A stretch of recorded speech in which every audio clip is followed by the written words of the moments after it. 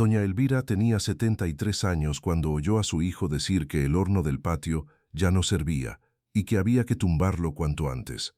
Pero aquel ladrillo rojo llevaba décadas guardando algo que nadie más conocía, y cuando ella notó que uno sonaba distinto, entendió que lo que querían destruir podía cambiarlo todo. Antes de llegar al horno, antes del ladrillo hueco, antes del mapa doblado que llevaba demasiados años esperando unas manos correctas, hay que entender quién era la mujer a la que todos creyeron capaz de conformarse con las sobras. Porque a los 73 años, cuando la vida ya le había quitado un esposo, una casa llena de voces y la falsa cortesía de una familia que solo sabe ser amable mientras todavía espera algo, doña Elvira no estaba acabada. Estaba cansada, sí, estaba herida también, pero no acabada. Elvira Montaño de Robles había nacido en 1952, en un caserío de tierra colorada a las afueras de Nochistlán, Zacatecas, en una casa de adobe con techo de lámina donde el viento de enero entraba por las rendijas como si también tuviera derecho a cenar. Fue la segunda de 5 hermanas y la única que heredó de su madre no la belleza más visible, sino otra cosa más útil y más duradera: la capacidad de sostener una casa entera sin hacer ruido. Desde niña aprendió a distinguir el sonido de una olla bien asentada, el olor del maíz cuando ya estaba listo para el nixtamal y el modo en que una pared vieja avisa, con un crujido apenas perceptible, que algo dentro de ella sigue vivo. Su padre, don Hilario Montaño, trabajaba como jornalero por temporadas y hacía ladrillo cuando el campo no alcanzaba. No era un hombre de muchas palabras, pero sí de una observación exacta. Decía que las cosas buenas no se anuncian, se prueban. Un caballo se prueba en el camino, una persona en la escasez y una casa en el primer temporal fuerte. Elvira creció oyendo esas frases mientras ayudaba a su madre a barrer el patio, a remendar costales y a cuidar un pequeño horno de barro que la familia usaba para cocer pan 2 veces por semana. Fue allí, frente al calor seco del adobe encendido, donde aprendió algo que nunca olvidó: que el fuego bien cuidado no destruye, transforma. A los 19 años conoció a Julián Robles, un hombre callado, de hombros anchos y manos de albañil, que había llegado desde Jalisco para trabajar en la reparación de una capilla vieja. No fue un amor ruidoso ni de promesas exageradas. Fue otra cosa, algo más serio. Julián no la miró como quien elige un rostro, la miró como quien reconoce una presencia. La primera vez que hablaron de verdad fue junto a una pila de ladrillos, cuando ella fue a llevarle agua a los trabajadores y él, en vez de aceptar el vaso y seguir como los demás, le preguntó si sabía distinguir un ladrillo cocido de uno pasado de fuego. Elvira respondió que sí, que el bueno sonaba firme y el malo sonaba hueco. Julián sonrió. Fue una sonrisa pequeña, pero suficiente. Años después, cuando ya llevaban media vida juntos, él seguía diciendo que se enamoró ese día, no por la respuesta, sino por la seguridad con que ella la dio. Se casaron en 1973. No tuvieron una boda grande. Tuvieron una boda correcta, comida hecha por la familia, música prestada, una mesa larga en el patio y una luna de miel que no salió del pueblo porque no había dinero para más. Pero había una certeza tranquila entre los dos, y a esa edad una certeza así vale más que cualquier lujo. Con el tiempo juntaron lo suficiente para comprar un terreno pequeño en la orilla del Camino Viejo, un pedazo de tierra que los demás consideraban incómodo porque no tenía buena entrada para camioneta y porque el suelo era duro. Julián dijo que la tierra dura era mejor. La tierra blanda se deja vencer. La dura obliga a trabajarla, pero luego responde. Ahí levantaron su casa. Primero un cuarto, luego otro, después la cocina grande con techo alto y, detrás, un horno de ladrillo rojo que Julián construyó con sus propias manos durante 3 domingos seguidos. No era un horno elegante, no era de revista ni de postal. Era robusto, ancho, ligeramente desproporcionado en un costado, con una boca de hierro pesada y una base de piedra que parecía demasiado sólida para un horno doméstico. Pero funcionaba, y en esa casa, durante más de 40 años, ese horno fue corazón y testigo. Ahí se cocieron panes para bautizos, charolas de empanadas para funerales, cazuelas para fiestas patronales y guisos enteros en los inviernos duros cuando el humo del fogón no bastaba. Ahí crió Elvira a sus 2 hijos, Ramiro y Estela. Ahí esperó a Julián las noches en que volvía tarde del trabajo con el polvo pegado a la camisa y el cansancio escondido detrás de los ojos. Los hijos crecieron, como crecen todos, primero alrededor de la mesa y luego lejos de ella. Ramiro se fue a Aguascalientes y aprendió a hablar con prisa. Estela se casó joven y se instaló en Tepatitlán, donde empezó a visitar a su madre menos de lo que prometía. No eran hijos crueles en la forma abierta de la crueldad. No gritaban, no insultaban, no negaban a su madre en público. Hacían algo más difícil de nombrar. La iban reduciendo. La llamaban para pedir recetas, para preguntar por papeles, para saber si todavía conservaba tal o cual documento del terreno, pero cada vez con menos interés por ella y más por lo que ella podía localizar, firmar o recordar. A esa edad, Elvira ya conocía la diferencia entre cariño y costumbre, y sabía también que muchas familias no abandonan de golpe, van dejando sola a una persona en cuotas pequeñas. Julián murió en febrero de 2023, a los 76 años, de un infarto silencioso que lo alcanzó en la siesta, en el sillón del corredor, con el sombrero todavía sobre el pecho. Elvira lo encontró cuando fue a llamarlo para el café. Después de 49 años de matrimonio, no gritó, le tocó la mano. Esperó un segundo absurdo, como si el cuerpo pudiera corregirse solo. Luego entendió, y desde ese momento la casa cambió de sonido. Las mismas puertas, el mismo patio, el mismo horno, pero ya no la misma respiración. Los primeros meses del duelo fueron una procesión de visitas, rosarios, platos que llegaban de otras cocinas y frases que la gente repite porque no sabe qué más decir. Ramiro apareció más seguido, Estela también. Durante unas semanas, Elvira quiso creer que la muerte del padre había acercado a los hijos. Pero lo que los había acercado no era la pérdida, era el reparto. Julián había dejado un testamento sencillo, redactado años atrás por un notario de Jalpa, donde la casa principal quedaba para ambos hijos en partes iguales, y a Elvira se le garantizaba el uso vitalicio de la cocina vieja, el corredor, el cuarto del fondo y los anexos de trabajo doméstico. Una frase legal que a Ramiro le pareció insignificante y a Estela le causó risa. Los anexos de trabajo doméstico. Así llamaba el papel al horno, al pequeño almacén de leña y al terreno de atrás donde Elvira cultivaba hierbabuena, chile y 2 matas viejas de higo. Ramiro fue el primero en decirlo con claridad una tarde de agosto, mientras medía con los ojos la pared del patio donde quería abrir una cochera, que el horno ya no servía, que ocupaba espacio, que ese rincón de atrás no valía nada. Estela no lo contradijo. Dijo incluso, con ese tono práctico que a veces es solo egoísmo bien peinado, que lo mejor sería tumbar todo y dejar limpio para vender más adelante si hacía falta. Elvira escuchó en silencio. No fue rabia lo que sintió. Fue otra cosa más vieja. Reconocimiento. Reconocimiento de la codicia cuando todavía viene disfrazada de eficiencia. No discutió ese día. A esa edad, discutir con quien ya decidió no escuchar es gastar salud. Pero sí miró el horno con una atención nueva, como si la frase de sus hijos hubiera despertado algo. El horno viejo no valía nada, habían dicho, y sin embargo allí seguía, firme, con el ladrillo enrojecido por décadas de fuego, con la base intacta, con una pequeña grieta vertical en el costado izquierdo que Julián había revisado muchas veces sin decidirse nunca a repararla. Decía que algunas grietas no eran peligro, eran memoria de cómo había trabajado el calor. Fue en esos días, mientras la casa se llenaba de planos ajenos y de conversaciones dichas a media voz en el corredor, cuando Elvira empezó a volver al horno por las tardes.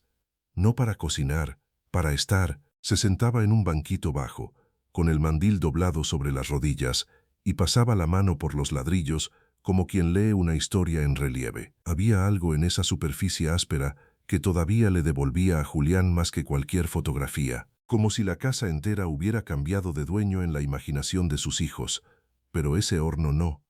Ese horno seguía siendo de los dos. Todavía no sabía que, dentro de uno de esos ladrillos que sonaban distinto al golpe de los nudillos, había un papel doblado en 4, protegido con cera vieja y tela engrasada. No sabía que Julián, el hombre que parecía callar demasiado, había dejado escondido allí algo que no cabía en ninguna partición sencilla.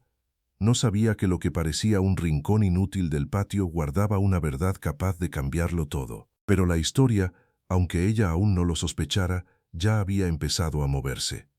Antes de llegar al ladrillo suelto, antes del sonido hueco que no coincidía con el resto del horno, hubo algo más pequeño, más silencioso, pero igual de decisivo.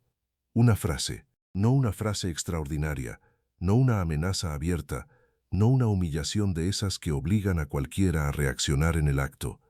Fue algo peor por más elegante. Una tarde de septiembre, mientras Elvira lavaba una olla grande en la tarja del patio, oyó a su hija Estela hablar por teléfono en el corredor. No estaba espiando. A cierta edad, una ya no necesita acercarse para entender cuándo la conversación la está usando como tema. La voz de Estela bajó apenas, lo suficiente para fingir discreción, no lo suficiente para impedir que las palabras llegaran. Sí, pero eso se arregla rápido. Mi mamá ya no usa casi nada de ahí atrás. El horno está viejo. El cuarto de leña se puede tirar y con eso queda libre toda esa franja. No, no creo que ella se oponga. A esa edad, lo que quiere es tranquilidad, tranquilidad. Elvira siguió enjuagando la olla sin hacer ruido. La sostuvo bajo el chorro de agua más tiempo del necesario, mirando cómo la espuma se iba por el desagüe con esa lentitud sucia que tienen las cosas que se resisten a desaparecer del todo. Tranquilidad. Había palabras que en boca de ciertos hijos significaban cuidado, y en boca de otros significaban estorbo bien administrado. No fue rabia, tampoco sorpresa. Fue la confirmación de algo que venía creciendo desde la muerte de Julián como una humedad en muro antiguo. Sus hijos no estaban pensando en cómo sostener la casa, estaban pensando en cómo convertirla. Aquella noche cenó sola en la cocina vieja. Ramiro había salido a ver a un compadre. Estela se había encerrado en el cuarto del frente con su celular y sus cuentas. Elvira partió una tortilla, calentó frijoles y se sentó frente al horno apagado. El foco del techo hacía una luz amarilla cansada, que dejaba las esquinas en penumbra. Durante años, ese tipo de silencio le había parecido descanso.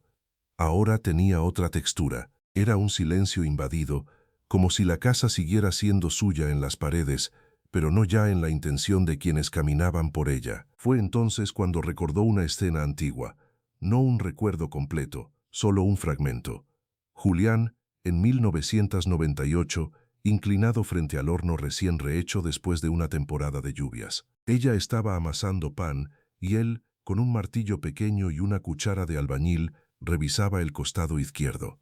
Este ladrillo no quedó como los otros, había dicho. ¿Lo cambias?, preguntó ella sin levantar la vista. Julián tardó en responder.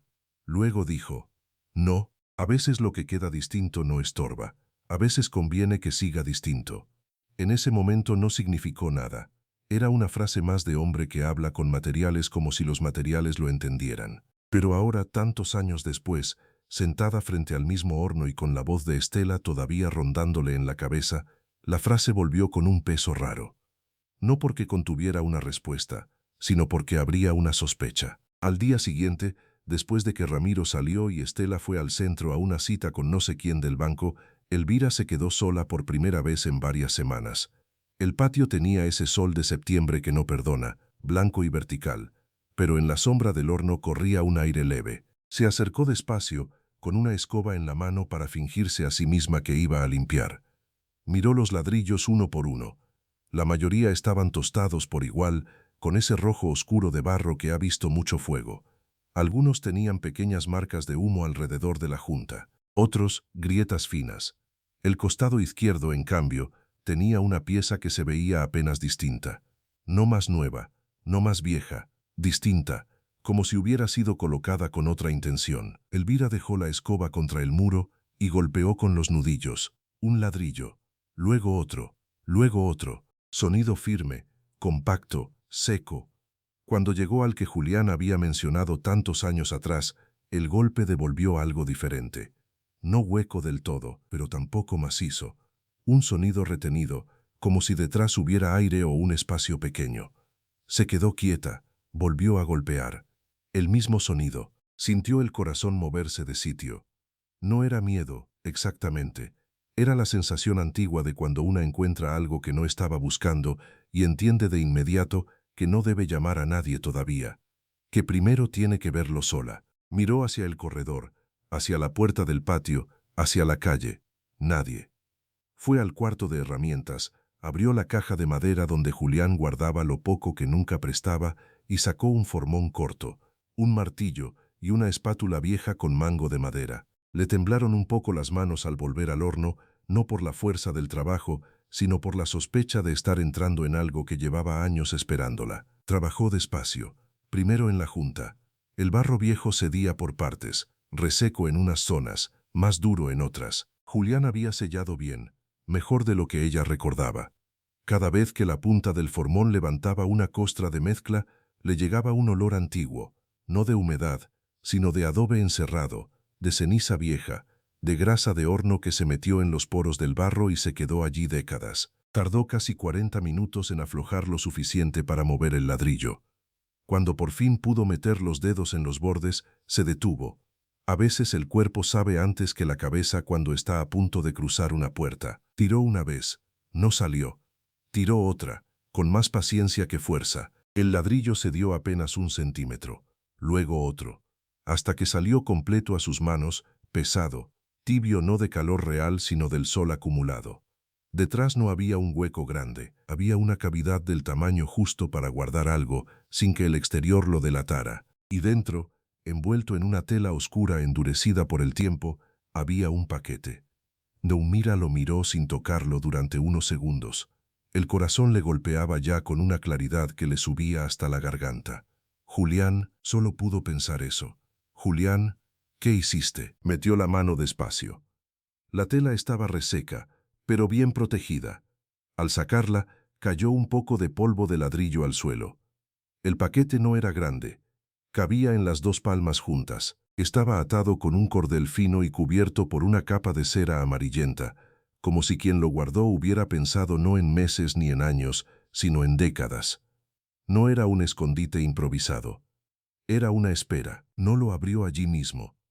Eso, después lo entendería mejor, fue un acto de respeto. Lo llevó a la cocina, limpió la mesa, se lavó las manos, cerró la puerta del patio y bajó un poco la cortina de manta de la ventana para que desde fuera no se viera nada. Se sentó, puso el paquete frente a ella. Lo tocó apenas con la yema de los dedos. Debajo de la tela y la cera se sentía el borde de algo rígido, quizá papel doblado, quizá cartón.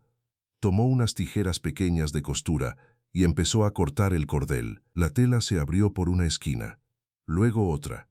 Debajo había un envoltorio de papel encerado. Debajo de ese papel, una libreta pequeña, de tapas color vino oscuro, y un sobre doblado en 4 con su nombre escrito afuera.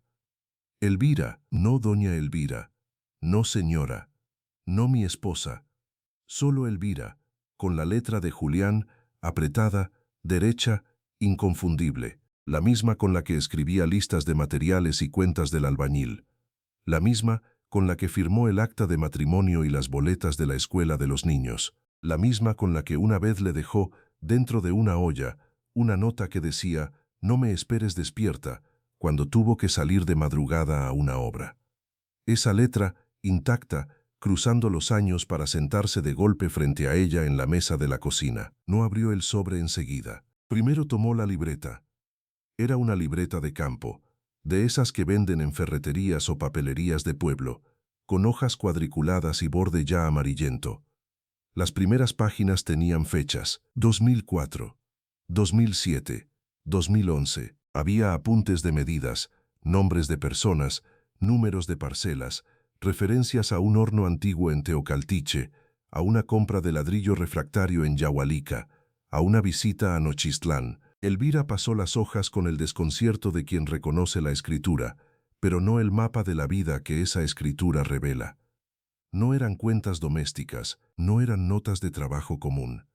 Eran registros, búsquedas, comparaciones, como si Julián hubiera estado siguiendo una línea en silencio durante años, sin decirle una palabra. En una hoja de 2016 encontró por fin algo que la hizo detenerse.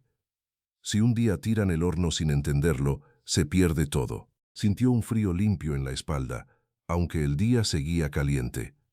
Siguió leyendo. Lo de atrás no está en la escritura grande. Está en la otra, la de 1981. La guardé aparte porque Ramiro no sabe mirar papeles y Estela sí, pero mira demasiado rápido. Elvira va a saber cuándo abrir. Novaro. Elvira cerró los ojos. No mucho tiempo, solo lo suficiente para respirar sin que se le quebrara algo por dentro. No era castigo, no era desconfianza, era otra cosa. Julián había visto venir algo, no con precisión de adivino, con precisión de hombre que conocía a sus hijos y que había pasado una vida observando dónde se quiebra de verdad una pared. No donde se ve, sino donde la tensión se acumula. Entonces tomó el sobre.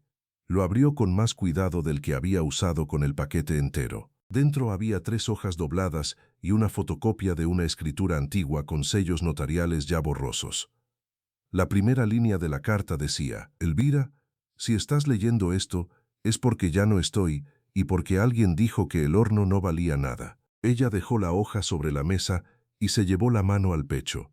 No para dramatizar, para sostenerse, porque en esa frase estaba Julián entero. Su modo de callar, de observar, de adelantarse sin hacer ruido, y la historia, aunque apenas estaba abriéndose, acababa de cambiar de tamaño. Elvira, si estás leyendo esto, es porque ya no estoy, y porque alguien dijo que el horno no valía nada. Leyó esa primera línea 2 veces. La primera con los ojos, la segunda con el cuerpo entero. Había frases que no se leen, se reciben, y aquella llegó como llegan las verdades que uno no esperaba, pero que en el fondo ya reconocía. Julián lo había sabido, no el día exacto, no la escena completa, pero sí la dirección del viento. Había sabido que un día alguien miraría el patio, el horno, la leña, el cuarto de atrás, y vería solo estorbo. Había sabido también que ella, y solo ella, entendería cuándo llegaba la hora de abrir. Siguió leyendo. No te lo dije en vida porque hay cosas que, si se dicen antes, se echan a perder. No por mala fe, sino por ruido. Y esto necesitaba silencio. Lo que está detrás del horno no es solo ladrillo, es la única prueba completa de que el terreno de atrás nunca entró en la masa de la casa principal, como creen los muchachos.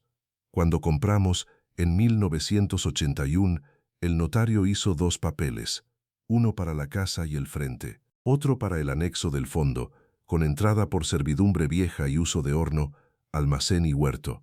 Me recomendó unificarlos después. No quise, no por desconfianza, por orden. Hay cosas que juntas se confunden. Elvira bajó la hoja lentamente. Miró la cocina, miró la puerta cerrada del patio, miró el horno, aunque ya no estaba frente a él.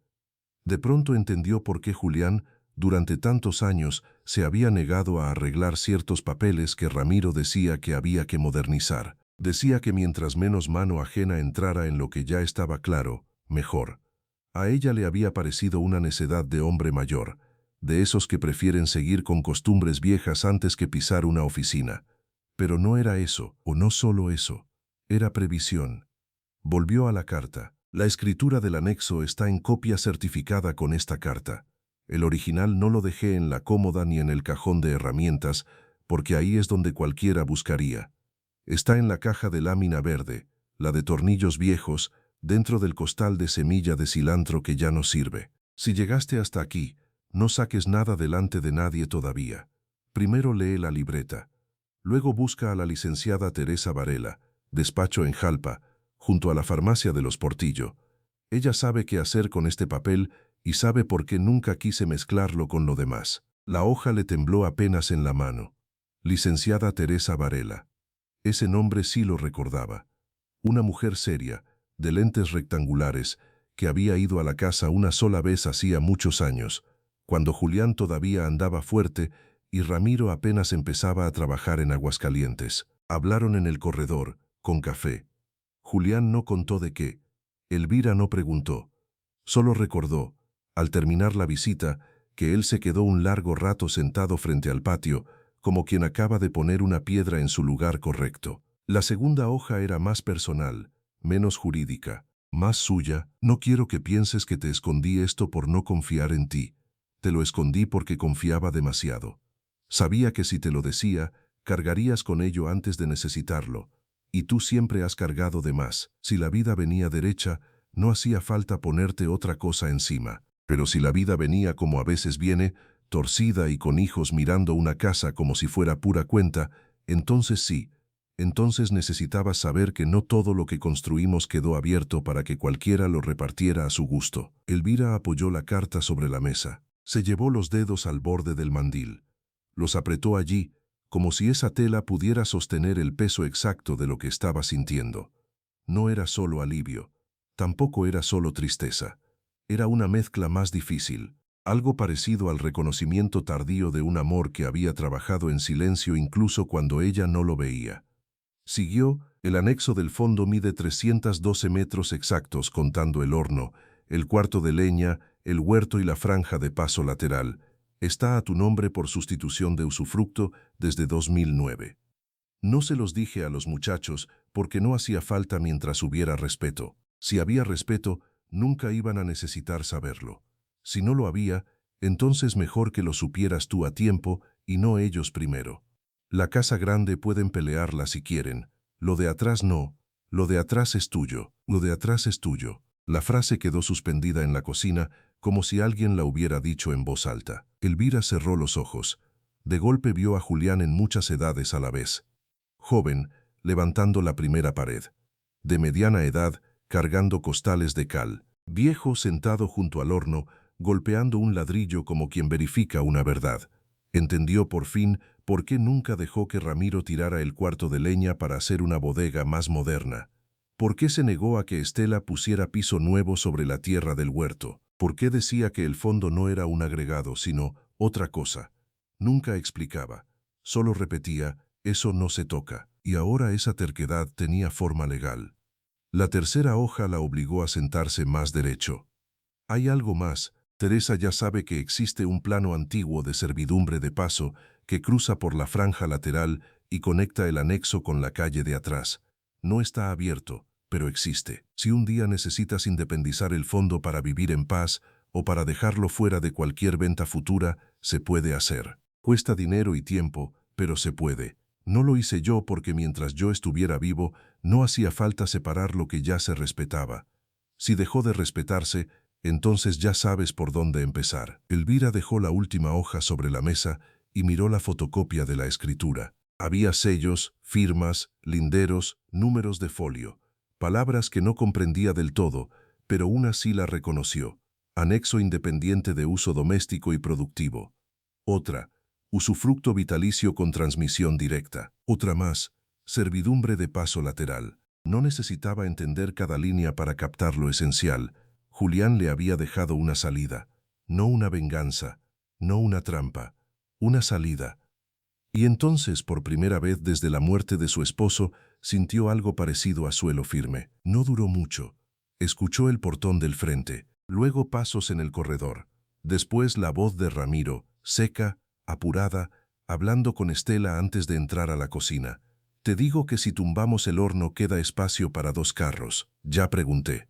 Y si más adelante se vende todo junto, mejora un montón. Elvira no tuvo tiempo de guardar la libreta en el escondite original.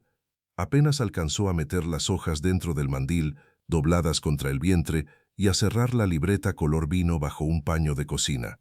La fotocopia la deslizó debajo del mantel, todo esto con una rapidez que no sabía que todavía tenía. Cuando Ramiro entró, venía con el teléfono en la mano y el cansancio irritado de quien ya se siente dueño de cosas que aún no controla. Estela apareció detrás, con esa media sonrisa de falsa suavidad que usaba cuando quería que una decisión pareciera razonable. «Mamá, ¿estás sola?», preguntó él, mirando la mesa más que a ella. «Si no ves a nadie más, sí».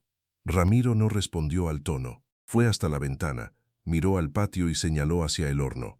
«Justo estábamos hablando de eso. Mañana viene un muchacho a ver cuánto cobra por desmontar el horno y limpiar atrás». Elvira sintió la sangre subirle despacio, no como ira, sino como una claridad peligrosa. «Mañana, sí, mañana. No se va a hacer nada grande todavía, nomás cotizar, para ir viendo». Estela intervino enseguida, como siempre hacía cuando quería poner una capa de azúcar sobre la decisión ya tomada.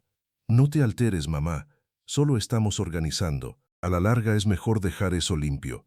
Tú ya casi no usas el horno y ese cuarto de atrás está lleno de cosas viejas. Cosas viejas. Elvira miró a su hija, luego a Ramiro, luego la mesa. Sintió el peso de las hojas escondidas contra el mandil y comprendió que si hablaba demasiado pronto, sin asesoría, sin papel en orden, ellos harían lo que siempre hacían: desacreditar, apurar, minimizar. Dirían que Julián estaba confundido, que ella entendió mal, que eran papeles viejos sin valor, que mejor no complicar, que la familia, que la paz, que la tranquilidad. No, no todavía. Ese muchacho no entra mañana, dijo al fin. Ramiro soltó una risa breve, incrédula. Mamá no va a tirar nada, solo va a ver. Nadie ve nada de atrás sin mi permiso. ¿Desde cuándo? ¿Desde cuándo? La pregunta cayó con una insolencia tan limpia que hasta Estela desvió la vista un segundo. Elvira lo miró de frente. A esa edad ya no tenía miedo de los silencios incómodos. Los había conocido todos, desde siempre. Lo que pasa es que apenas te diste cuenta. Ramiro dio un paso hacia la mesa. No amenazante, peor, administrativo. Mira, no quiero discutir, pero tenemos que avanzar. La casa no se puede quedar congelada porque tú le tengas cariño a un horno viejo. No sabía que acababa de decir exactamente la frase que Julián había previsto. Elvira apoyó las dos manos sobre la mesa para levantarse. Lo hizo despacio, con la dignidad serena de quien no necesita alzar la voz para endurecer una habitación. No es cariño, dijo. Es otra cosa. Ramiro frunció el ceño. ¿Qué cosa? Por un segundo estuvo a punto de sacar las hojas, de poner la escritura sobre la mesa, de verles la cara cuando entendieran. Pero algo, quizá la prudencia de Julián ya instalada por fin dentro de ella, la detuvo. No era el momento de darles información. Era el momento de ganar tiempo. Lo sabrás cuando haga falta. Estela dio un paso adelante. Mamá, no empieces con misterios. No empecé yo. El silencio se tensó entre los tres. Afuera, en el patio, una ráfaga movió la puerta del cuarto de leña. Sonó el golpecito seco de la madera mal cerrada. Elvira pensó, con una nitidez casi cruel, que hasta la casa parecía estar escuchando. Ramiro fue el primero en romper el aire. Está bien, hoy no, pero esto se va a hablar. Sí, dijo Elvira, se va a hablar, pero no como tú quieres. Cuando se fueron del cuarto, no cerraron del todo la puerta. Ella esperó a oír sus pasos alejarse por el corredor. Luego sacó las hojas del mandil con cuidado, como si el calor del cuerpo pudiera haberlas alterado. Volvió a mirar la firma de Julián en la última página. Pasó el dedo por encima. No lloró, todavía no. El llanto vendría después, cuando estuviera sola de verdad. Lo que sintió en ese momento fue más útil que el llanto. Plan. Dobró las hojas otra vez. Guardó la libreta y la fotocopia donde nadie las encontraría esa tarde. Luego fue al cuarto de herramientas, abrió la caja de lámina verde y, tal como decía la carta, dentro del costal viejo de semilla de cilantro, encontró el sobre largo con el original. Ni siquiera lo abrió. A veces la paz no empieza cuando una gana. Empieza cuando una descubre que no estaba indefensa. Y en esa cocina, con el sol de la tarde bajando sobre la pared del patio y el horno viejo todavía entero en su sitio, Elvira entendió por fin que la historia apenas estaba comenzando. Porque lo que sus hijos todavía no sabían, y lo que ella ya sí, era que el rincón que pensaban derribar no era una sobra. Era la puerta. A la mañana siguiente, Elvira salió de la casa antes de que Ramiro despertara del todo y antes de que Estela terminara de acomodarse el cabello frente al espejo del cuarto del fondo. No dio explicaciones. A esa edad había aprendido que explicar demasiado temprano es regalarle al otro la oportunidad de desmontarte antes de que pongas la primera piedra. Se puso el rebozo café, guardó la libreta color vino, la copia certificada y la carta de Julián dentro de una bolsa de tela azul que antes usaba para llevar pan al horno comunal, y tomó el primer camión hacia Jalpa. El camino era de esos que una conoce no solo con la vista, sino con el cuerpo. Curvas secas, lomas pelonas, nopaleras viejas y ese color de tierra entre ceniza y ladrillo que tiene la región cuando ya pasaron las lluvias y todavía no llega el frío. Elvira iba sentada junto a la ventana con la bolsa pegada al pecho. No miraba mucho hacia afuera, miraba hacia adentro. Iba repasando cada frase de Julián, cada advertencia, cada silencio que ahora, por fin, dejaba de parecer vacío y tomaba forma de protección. No saques nada delante de nadie todavía. Teresa ya sabe.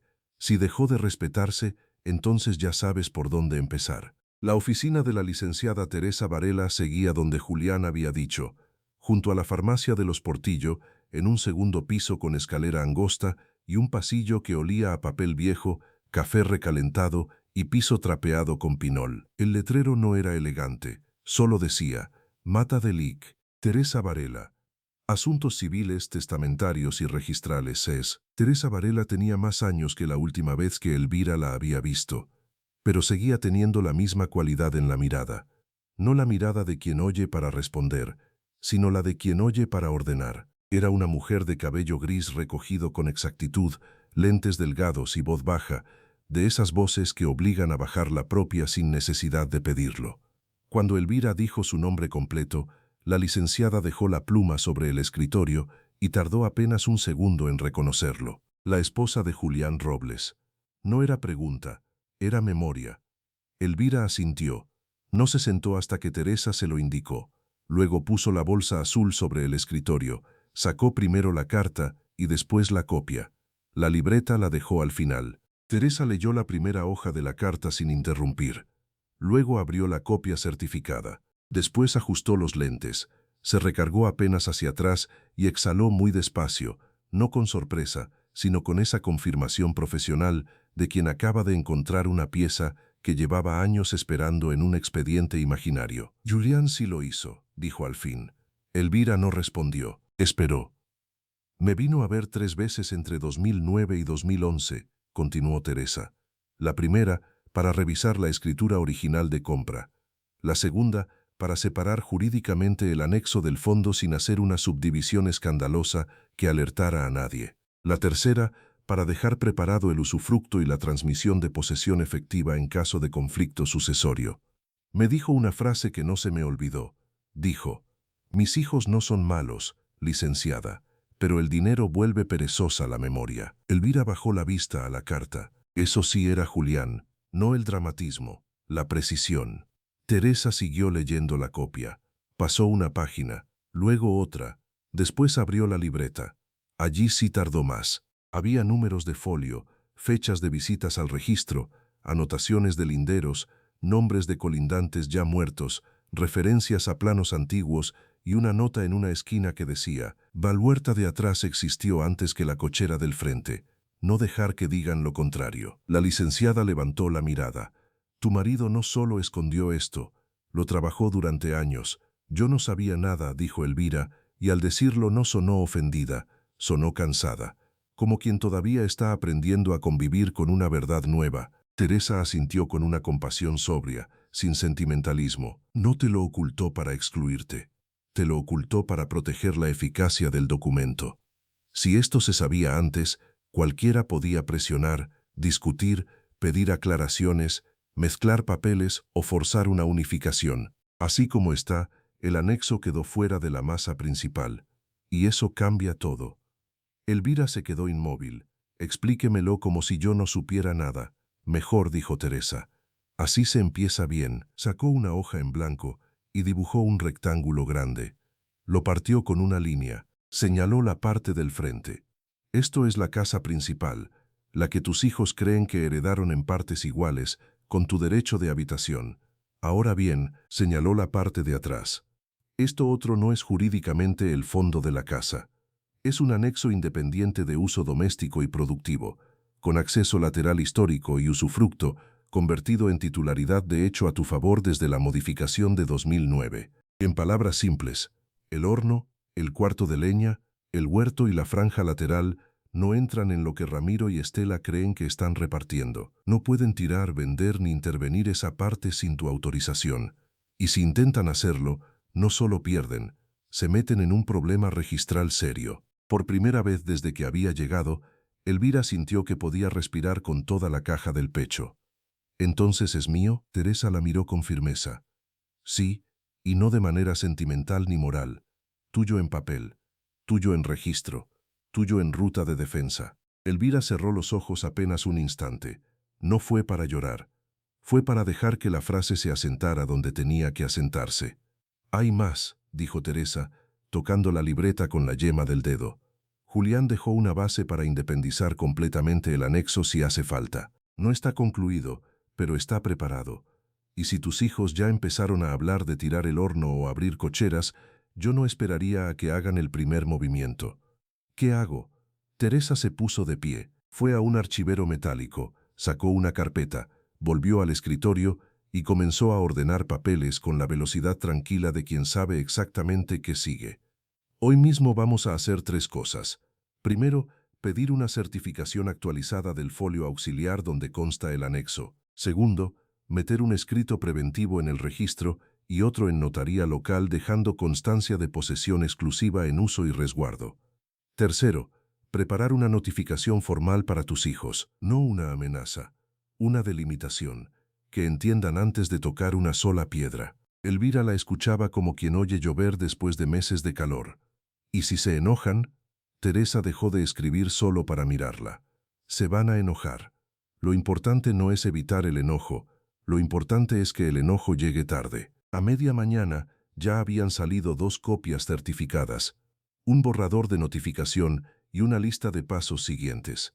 Teresa hizo llamadas, habló con un registrador en Zacatecas, con un notario en Nochislán y con un antiguo topógrafo llamado Eusebio Larios, que todavía conservaba planos de servidumbres viejas en la zona. Elvira veía ese movimiento como se ve trabajar a alguien en un oficio que domina, sin desperdicio. Cada palabra iba a un lugar, cada papel tenía una razón, cada silencio también. Fue cerca del mediodía cuando Teresa hizo la pregunta que cambió otra vez el tamaño de la historia. «Dime una cosa, Elvira. ¿Tus hijos ya han metido mano en el fondo o solo han hablado?». Elvira pensó, solo hablar, medir con los ojos, traer gente a ver desde el corredor, pero todavía no tocan. «Bien, entonces todavía llegamos antes del daño». Y luego añadió, casi para sí misma, «Julián calculó el tiempo mejor de lo que yo esperaba». Volvieron juntas en el coche de Teresa hasta Nochistlán, no porque la licenciada acostumbrara a hacerlo, sino porque, como dijo con esa sobriedad suya, hay momentos en que el papel necesita llegar acompañado. En el trayecto, Elvira le contó lo de la frase de Estela por teléfono, lo del muchacho que iba a venir a cotizar, lo del tono de Ramiro cuando dijo «¿desde cuándo?». Teresa escuchó sin interrumpir. Solo al final dijo: «Tu hijo ya se siente con facultades. Eso es más peligroso que la ambición abierta. La ambición todavía pregunta, la facultad asumida entra y luego alega». Cuando llegaron a la casa, el muchacho de la supuesta cotización ya estaba allí. No era un albañil del pueblo, era un hombre de unos 30 y tantos, barba recortada, libreta en mano, parado frente al horno con esa mirada de quien ya está imaginando el espacio vacío. Ramiro hablaba con él en el patio. Estela, desde el corredor, miraba la escena con los brazos cruzados y una expresión de falsa neutralidad. Al ver bajar a su madre del coche acompañada por una mujer de oficina, los 3 cambiaron de postura. Solo un poco, pero suficiente. Ramiro fue el primero en reaccionar. «Mamá, ¿qué es esto?». Teresa no lo dejó construir el tono. «Buenas tardes, soy la licenciada Teresa Varela. Vengo en representación de la señora Elvira Montaño de Robles respecto al anexo posterior de esta propiedad». La palabra representación cayó como piedra en agua quieta. Ramiro frunció el ceño. «¿Qué anexo?». Teresa abrió la carpeta, sacó una copia y se la mostró sin entregársela todavía. El anexo posterior de uso doméstico y productivo. Horno, cuarto de leña, huerto y franja lateral. Esta parte no forma parte de la masa hereditaria principal que usted cree estar administrando. La señora Elvira tiene posesión exclusiva, protección registral y facultad de exclusión de terceros sobre ese espacio. En otras palabras, nadie entra, mide, desmonta ni cotiza nada aquí sin su autorización expresa. El muchacho de la libreta dio un paso hacia atrás. No por miedo, por instinto sano. Estela intervino enseguida. «A ver, perdón, pero eso no puede ser así. Toda la propiedad es una sola». «No», dijo Teresa, con una calma que volvía más duro el no. «Toda la propiedad parece una sola. Jurídicamente no lo es». Ramiro soltó una risa corta, incrédula. «¿Y desde cuándo?». Elvira lo miró. Esta vez sí pudo responder.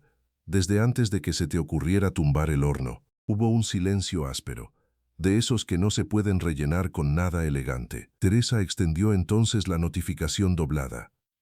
Esto es para ustedes. Les recomiendo leerlo completos y con alguien que entienda registro y sucesión antes de volver a tocar este tema. Si desean discutir la casa principal, háganlo por la vía que corresponda. Pero lo de atrás queda fuera. Y si intentan intervenirlo, hoy mismo queda asentado como acto de perturbación posesoria. Ramiro tomó el papel con la mano dura. Esto es una locura. No, dijo Teresa otra vez. Es un documento. Estela ya no sonreía. Mamá, de verdad nos trajiste una abogada. Elvira la sostuvo con la mirada.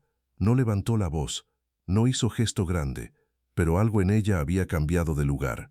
Ya no estaba defendiendo un rincón por memoria. Estaba ocupando su sitio con título en la mano. No las traje hoy, dijo. Julián la dejó llamar hace años.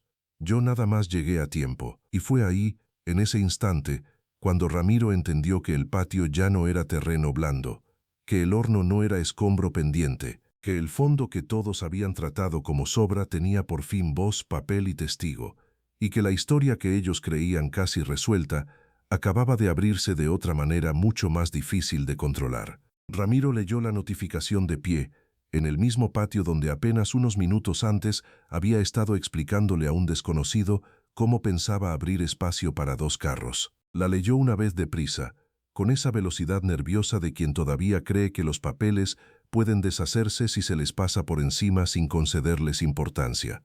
Luego la leyó más despacio. Después dejó de leer y se quedó mirando el borde del documento, como si la forma misma de la hoja le resultara ofensiva. Estela no pidió verlo de inmediato. Miraba a su madre, no al papel, a su madre, y en esa mirada había algo que Elvira no le había visto en semanas. No era cariño, no era culpa todavía, era desconcierto.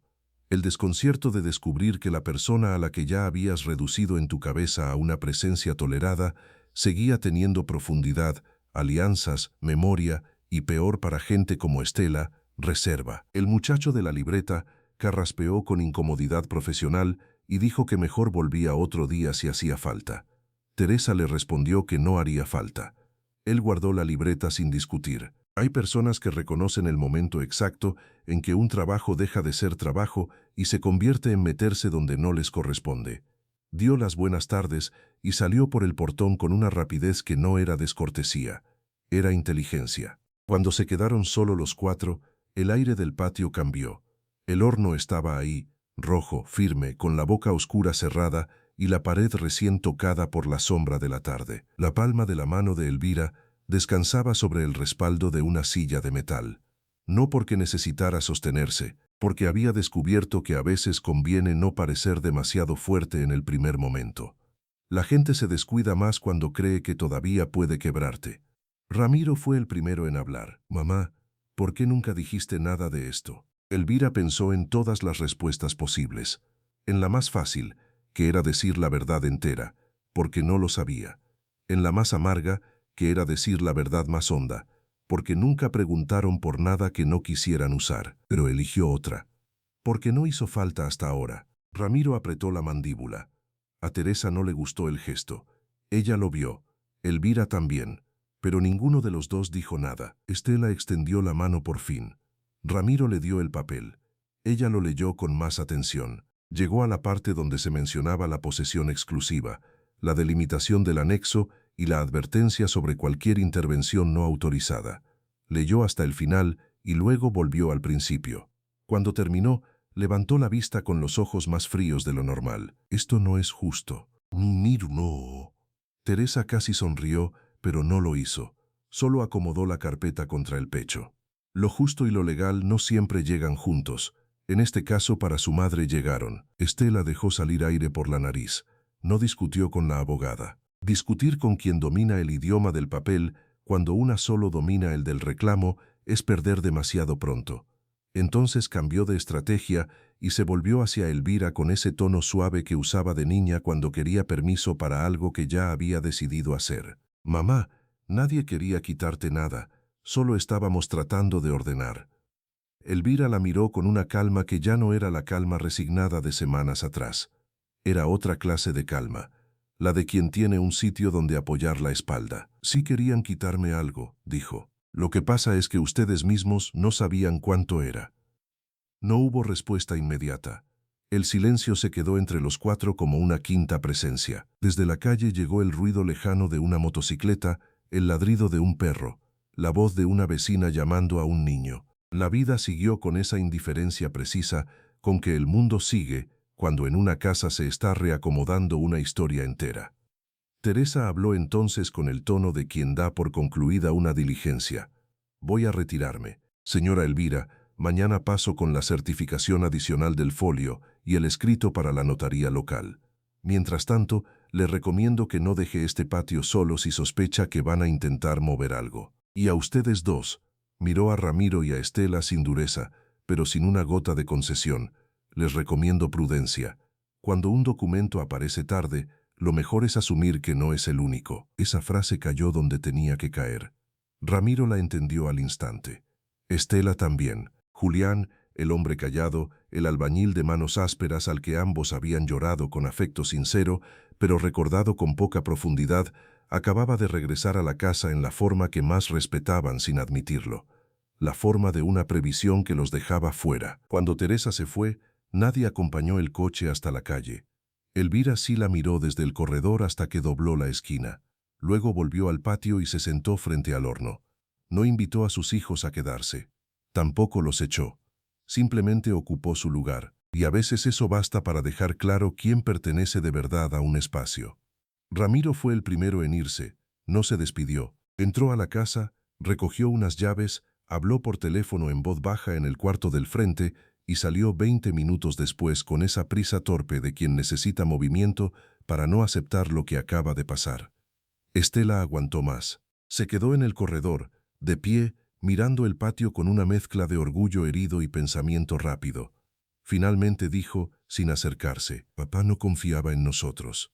Elvira alzó la vista hacia ella. Le habría gustado decirle que no era eso, que Julián sí confiaba, pero que también conocía. Le habría gustado incluso consolarla un poco, porque a fin de cuentas seguía viendo en esa mujer de 40 y tantos años a la niña que una vez se dormía con fiebre en su regazo. Pero la verdad merecía su forma exacta. Tu padre confiaba en lo que veía. Estela tragó saliva. Bajó la vista un instante, como si la frase hubiera encontrado un lugar doloroso. Después se fue también.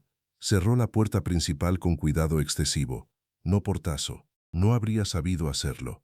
Su crueldad nunca había sido ruidosa.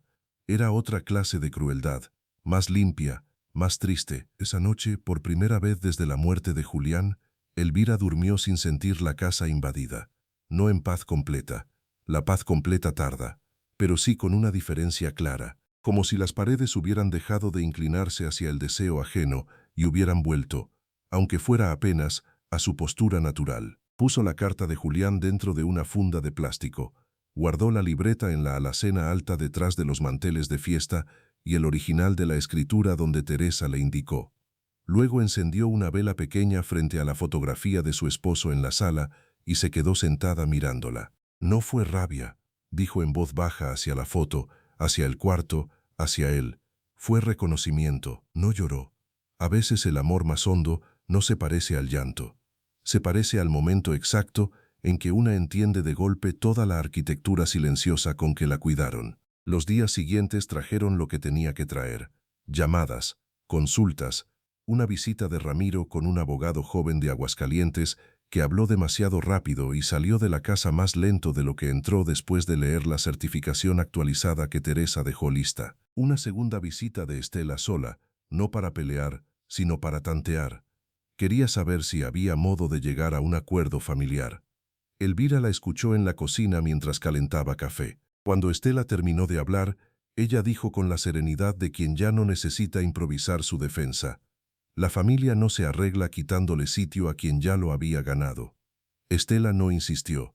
Preguntó si al menos podía llevarse unas cajas del cuarto del frente. Elvira dijo que sí, porque una cosa era poner límite y otra muy distinta volverse mezquina. Julián no la había protegido para convertirla en piedra. La había protegido para que siguiera siendo ella sin que la partieran. Con Teresa y el topógrafo Eusebio Larios, el proceso de independizar formalmente el anexo comenzó antes de que terminara octubre. El plano antiguo de servidumbre existía de verdad, estaba mal archivado, cubierto de polvo y con una referencia catastral vieja, pero existía. La franja lateral permitía reabrir el acceso por la calle de atrás, donde durante décadas solo hubo una puerta de madera clavada y maleza, porque nunca hizo falta usarla. Elvira acompañó a Eusebio mientras medía con cinta y aparato. Escuchó términos que no dominaba, pero entendió lo principal. El fondo podía quedar jurídicamente limpio, separado, respirando por sí mismo. Tu marido veía lejos, le dijo Eusebio mientras revisaba una esquina del muro. No, respondió Elvira mirando el horno. Veía completo. La frase se le quedó dando vueltas todo el día. Ver lejos a veces es solo adivinar. Ver completo es otra cosa. Es mirar una casa, unos hijos, un tiempo, una muerte posible y aún así dejar resguardado un sitio para la dignidad de la persona que se queda. En noviembre, cuando el trámite ya iba firme y el acceso lateral comenzó a limpiarse, Elvira tomó una decisión que sorprendió incluso a Teresa. No iba a vender el anexo, no iba a rentarlo, no iba a dejarlo como simple triunfo legal. Iba a vivir ahí, no porque la casa principal la expulsara, porque el anexo, por primera vez en su vida, aparecía ante ella como lo que siempre había sido, un lugar entero. El cuarto de leña fue vaciado y arreglado. El horno se reparó solo en lo necesario, nunca en lo esencial. La pequeña franja del huerto volvió a sembrarse con hierbabuena, perejil y 2 matas de chile. Se reabrió la puerta de atrás y se cambió el marco. Teresa sugirió poner una reja más segura. Elvira aceptó, pero pidió que la puerta de madera vieja no se tirara. La guardó recargada en el muro, como se guardan las cosas que ya no sirven para cerrar, pero sí para recordar. La reacción del pueblo fue la reacción habitual de los pueblos cuando una historia privada se vuelve ejemplo sin pedir permiso. Primero, curiosidad. Luego, versiones.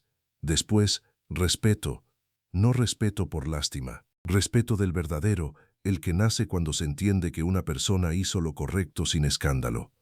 Hubo quienes dijeron que Julián había sido un genio. Hubo quienes dijeron que Ramiro y Estela se habían visto muy mal. Hubo quienes se acercaron a Elvira con esa pregunta disimulada que en realidad siempre era la misma. ¿Y cómo supo? Ella nunca contó más de la cuenta. Decía solo, hay cosas que no se pierden, solo se esconden hasta que hace falta encontrarlas. En diciembre hizo el primer pan en el horno después de meses. Amasó sola, como hacía años no amasaba. El fuego prendió lento, luego parejo.